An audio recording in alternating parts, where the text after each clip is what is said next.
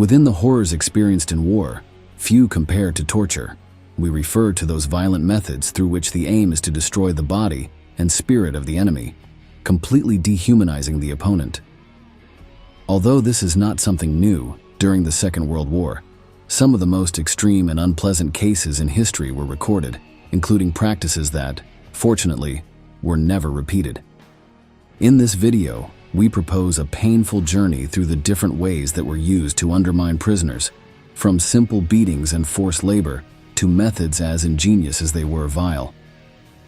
Plus, we warn you that this is a very intense presentation, with descriptions and images that you will hardly forget.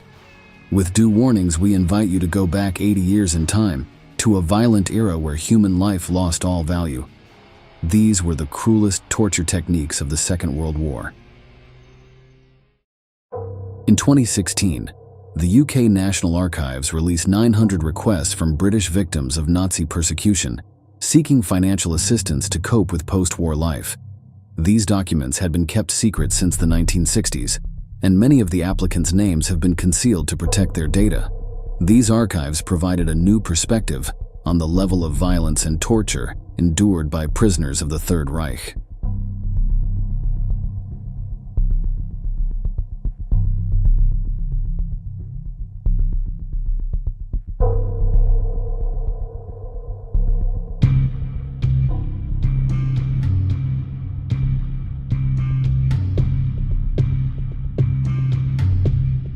One former prisoner who did not receive financial compensation was Johanna Hill, a woman who lost the ability to become a mother due to the beatings she received from the Gestapo, the Nazi secret police.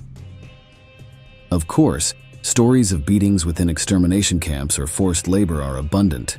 There are accounts of officers attacking women, young people, and even children with clubs. Any infraction was reason enough to render the prisoner unconscious. In addition to the beatings, the problem was that medical attention was rarely provided to promote full recovery. Victims only partially recovered and developed physical disabilities due to improper bone setting or irreversible damage to muscles and organs. In Johanna Hill's case, after one of the most brutal punishments, she required more than a month and a half of rest to walk normally again. Confinement, lack of food and hygiene were part of the punishment for British prisoners. One of the most striking testimonies comes from Harold Ledrillanek, a survivor of the Bergen-Belsen camp and an applicant for one of the many pensions awarded during the 1960s. The law of the jungle reigned among the prisoners. At night you killed or were killed, and during the day cannibalism spread.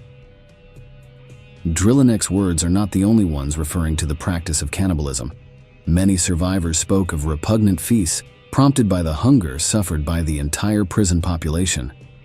In 1945, Brigadier Llewellyn Glyn Hughes, head of the British doctors who cleared Bergen-Belsen, told Reuters news agency that he saw evidence of cannibalism in that camp. One of the least analyzed spaces of Nazi extermination and torture is Gusen II, officially created in 1944 as a Waffen-SS work camp. The place was hastily built and housed up to 16,000 prisoners who experienced some of the worst conditions and treatment of the entire German camp system. The average life expectancy of a healthy prisoner was about 4 months, but in the case of Jews dedicated to tunnel construction in Berg-Kristall, it was 1 week. What you hear is completely real.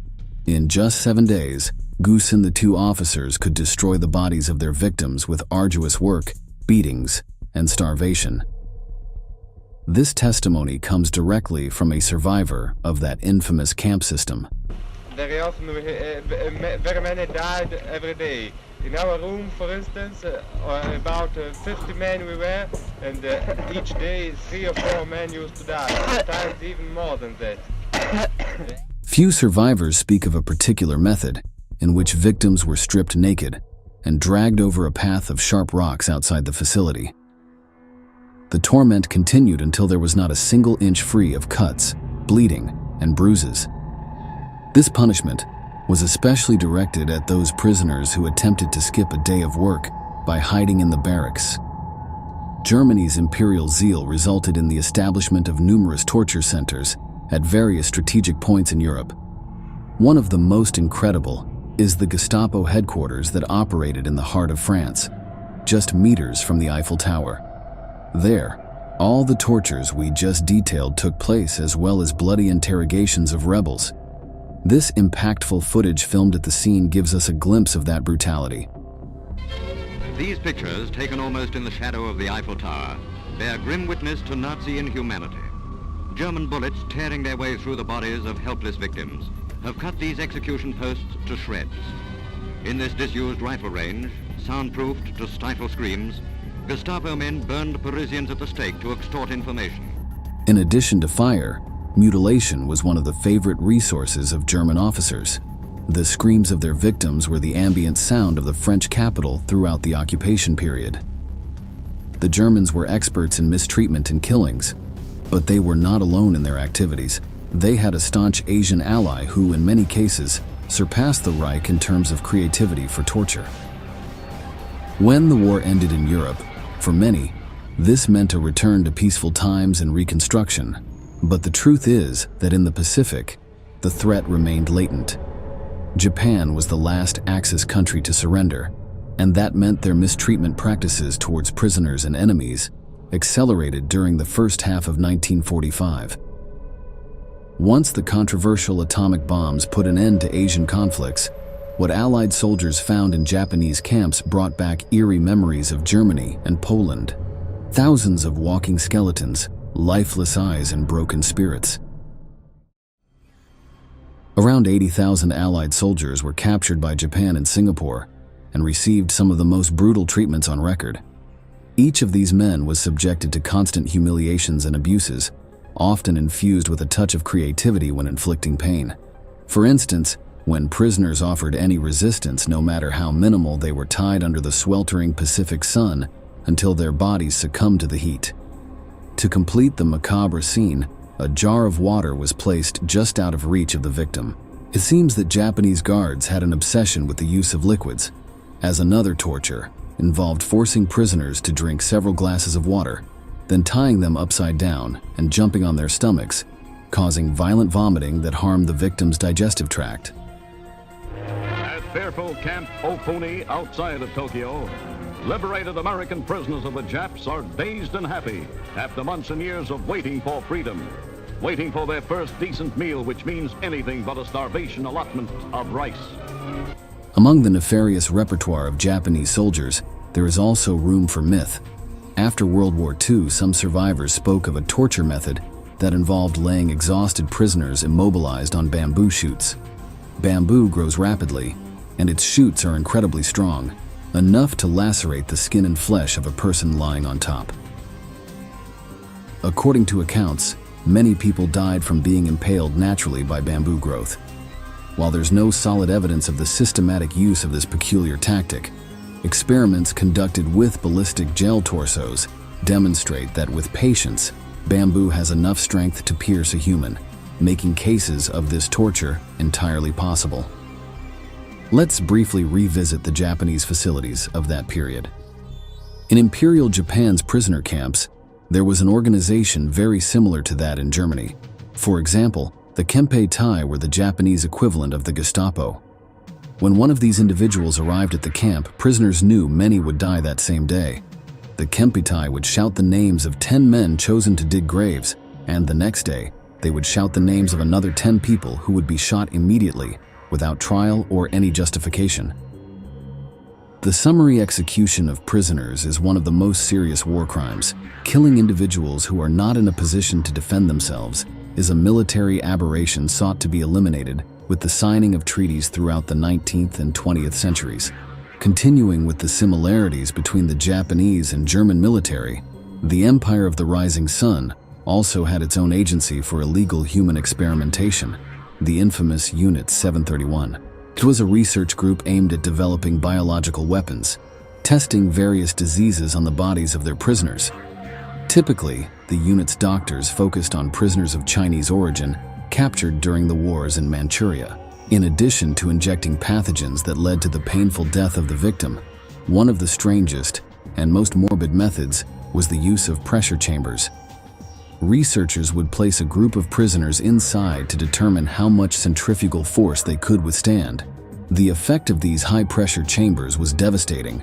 It started with severe pain, dizziness, and then an unbearable force pressing down on their organs.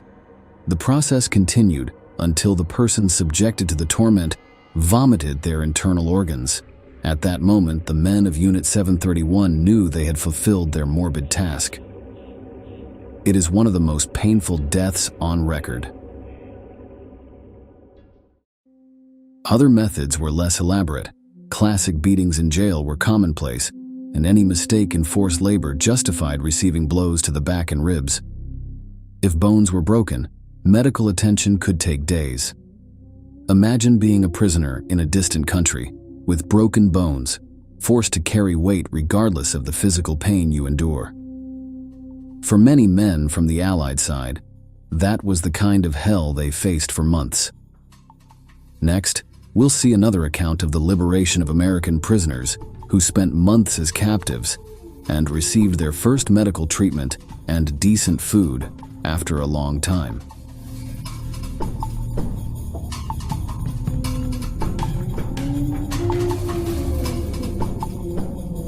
Of course, being labor camps as well, hunger and diseases related to lack of hygiene and medical care were among the leading causes of death. Cholera and dysentery claimed the lives of thousands of Allied soldiers who, in desperation, had to feed on whatever they could find, be it snakes, spiders, or frogs. Many times that food was toxic and ended up killing the eater. But what's most offensive to the victims and their descendants is not just that Japan has rarely acknowledged its crimes, or the tepid and insufficient apology published in 1995. The last straw fell in 2015 when the then Prime Minister, Shinzo Abe, announced that he would consider toning down that mid-90s document. For this, he convened a panel of experts who analyzed the events in preparation for the ceremonies marking the 70 years since the end of World War II. It's incredible that with stories like the ones we tell you in this video, the government of the Japanese island still considers its actions justified by the context. Unfortunately, while the Axis powers were primarily responsible for war crimes, the Allies were not exempt from cruelty, and numerous cases of truly unpleasant torture were recorded. One of the best known involves British forces and a young SS officer named Fritz Knöchlein. The German was one of the first to testify against the Allies. In 1946, he claimed that during his captivity in London, he was tortured to obtain a confession about his activities during the war. This surprised the world, but especially the British, who prided themselves on being a nation that respected laws and, above all, the value of human life. It's no wonder it was one of the first countries to sign the Geneva Convention on the humane treatment of prisoners of war. The problem is that what is written, or in this case signed with the hand, can be erased with the elbow. What you are seeing is the transport of captured German soldiers in France and Germany, many of whom were taken to English territory for legal processing. It was through testimonies like Fritz Knöchlein's that the world learned about the London Cage, a detention center for prisoners of war that was controlled and operated by Mi-19, a section of British military intelligence. In numbers 6, 7, and 8 Kensington Palace Gardens, there was a terrifying facility through which thousands of Germans passed, who were beaten, starved, and deprived of sleep as a method of torture. In astonishing harmony with the most sadistic torturers of Nazism, many interrogators forced their hostages to undergo unnecessary surgeries by personnel with no medical knowledge, leaving severe sequelae and causing several deaths from bleeding. Such was the madness that prevailed in the London Cage that the guards boasted of being the English Gestapo. This secret prison was part of a network of 9 cages scattered throughout Great Britain. The system was administered by PWIS, the English acronym for Prisoner of War Interrogation Session, which was under the jurisdiction of military intelligence. Those prisoners believed to have really important information were sent to the main branch, that of London. Today, Kensington Palace Street is home to millionaires and ambassadors, but several decades ago, from 5 dark rooms guarded by guards, German screams for mercy could be heard. You might wonder how we know so much about such a shameful story for one of the most important countries in the Allied camp. The answer is simpler than you think. The man who managed all the activities detailed the types of torments carried out in the London cage. It was Colonel Alexander Scotland, a master of interrogation techniques. After the war, he wrote a memoir in which he did not omit details about what happened. If a German had information we wanted, it was inevitably extracted in the end, Alexander said, who was pursued by his own bosses after revealing one of the darkest secrets of the British military. As we indicated at the beginning of the video, torture is unfortunately a constant in times of war. Despite attempts to reduce cases of torture on prisoners, history continues to repeat itself even in current conflicts.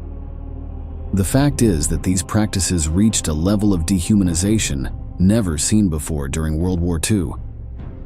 This is how we reach the end of this delivery. If you want to continue discovering the most impactful stories of the war world, we invite you to subscribe and activate the notifications of this channel. Without further ado, we bid you farewell until the next video. Thank you for joining us.